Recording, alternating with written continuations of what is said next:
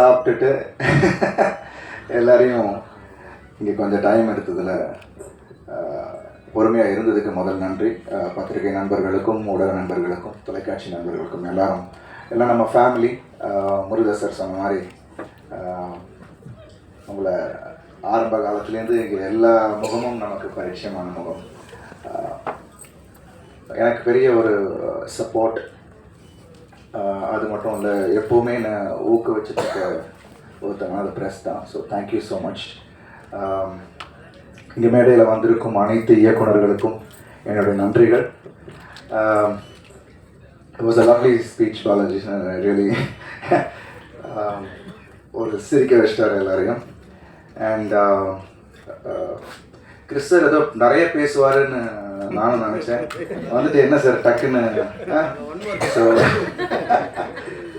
I think படம் பேசும் அப்படின்ட்டு அந்த நேரத்தில் நான் சொல்லிட்டேன். ஐ திங்க் இது ஒரு 1.25 வருஷத்தோட உழைப்பு ரெட்டத்தலை. Really happy. இந்த ஒரு டீமோட ஒர்க் பண்ணதில் எனக்கு ரொம்ப ரொம்ப சந்தோஷம். வணங்கானுக்கு அப்புறம் ஒரு கம்ப்ளீட்டாக ஒரு வேரியட் ஸ்கிரிப்ட் வேறு மாதிரியான ஒன்று பண்ணணும் அப்படின்னு நினச்சிட்டு இருந்தேன். அப்போ தான் திரு சார் இந்த கதையை எடுத்துகிட்டு வந்த ரெட்டத்தலை கதையை கேட்ட உடனே எனக்கு பயங்கர என்கேஜிங்காக இருந்தது. அண்ட் இப்போ இருக்கிற காலகட்டத்துக்கு ஒரு தியேட்ரிக்கல் ஃபிலிம், ஏன்னா இப்போ அதுதான் ரொம்ப முக்கியம். தியேட்டர்ஸ்க்கு ஆடியன்ஸ் வராங்க, அந்த ஒரு எக்ஸ்பீரியன்ஸை கொடுக்குற மாதிரியான ஒரு கதையாக எனக்கு இருந்தது.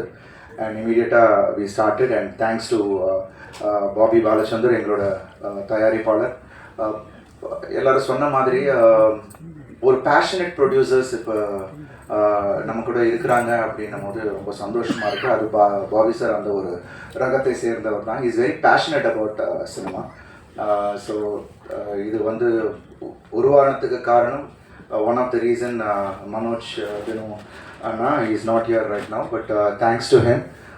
ஸோ எல்லாமே வந்து ரொம்ப பாசிட்டிவாக ஆரம்பித்தோம் அண்ட் பாசிட்டிவாக எண்ட் பண்ணோம். இன்றைக்கி ட்ரெய்லர் லான்ச் வரைக்கும் வந்து கிறிஸ்மஸ் December 23rd படம் ரிலீஸ் பண்ணும்போது ரொம்ப ரொம்ப சந்தோஷமாக இருக்குது.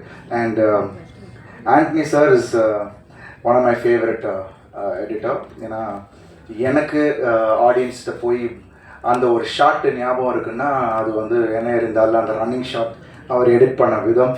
And thank you Antony sir. Because நான் நிறைய நாள் ஆண்டனி சார் அப்போது கௌதம் சார்லாம் எடிட் பண்ணும்போது நான் அங்கே போவேன். ஜென்ரலாக போய் நான் குக் பண்ணிட்டு போவேன், அங்கே அவங்க சாப்பிடுவாங்க, அப்புறம் அவர் குக் பண்ணுவார். பட் அவர் பயங்கர பெக்யூலராக இருக்கும்.